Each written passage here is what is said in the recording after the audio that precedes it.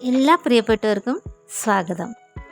ഓണം സദ്യ special പയർ തോരനാണ് ഇപ്പോൾ തയ്യാറാക്കുന്നത്. അത് എങ്ങനെയാണെന്ന് നമുക്ക് കാണാം. അതിന് വേണ്ടുന്ന ഇൻഗ്രീഡിയൻസാണ് ഇതെല്ലാം. അതിനായി ആദ്യം നമുക്ക് നല്ല ഫ്രഷ് ആയിട്ടുള്ള പച്ചപ്പയർ എടുത്തു. അത് ഇതുപോലെ മുറിച്ചെടുത്തു. ഇനി നമ്മൾ ഒരു ചീനച്ചട്ടി അടുപ്പത്ത് വെച്ച് അതിൽ ആവശ്യത്തിന് വെളിച്ചെണ്ണ ഒഴിച്ചതിന് ശേഷം കടുക് പൊട്ടിക്കാം. അതിലേക്ക് വറ്റൽമുളക് ഇട്ടു. അതൊന്നിങ്ങനെ ഇളക്കി കൊടുക്കാം. അതിനുശേഷം ആവശ്യത്തിന് കറിവേപ്പില ഇട്ടു. ഇനി നമ്മൾ മുറിച്ച് വെച്ചിരിക്കുന്ന പയർ അതിലേക്ക് ചേർക്കാം. 1/4 ടീസ്പൂൺ മഞ്ഞൾപ്പൊടി ചേർത്തു. ആവശ്യത്തിന് ഉപ്പും ചേർത്തു. ഇനി നമുക്കിത് വേകാനായിട്ട് കുറച്ച് വെള്ളം ഒഴിക്കാം.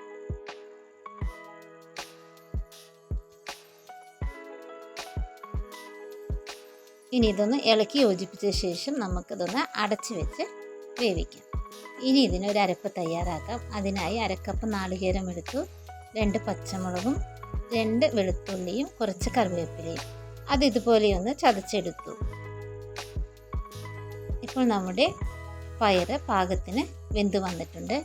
അതിലേക്ക് നമ്മൾ അരച്ച് വെച്ചിരിക്കുന്ന ഈ കൂട്ട് ചേർക്കാം. നന്നായി ഇതുപോലെ ഇളക്കി യോജിപ്പിക്കാം.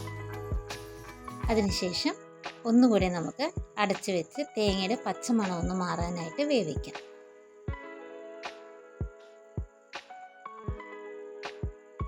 ഇപ്പോൾ നമ്മുടെ തോരൻ റെഡിയായി വന്നു. വളരെ എളുപ്പത്തിൽ തന്നെ നമ്മുടെ പയർ തോരൻ റെഡിയായി. നല്ല ടേസ്റ്റിയും നല്ല ഹെൽത്തിയുമാണ്. വളരെ എളുപ്പത്തിൽ തയ്യാറാക്കാനും പറ്റും.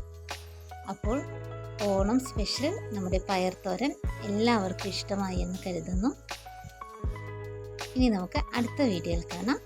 Have A nice day.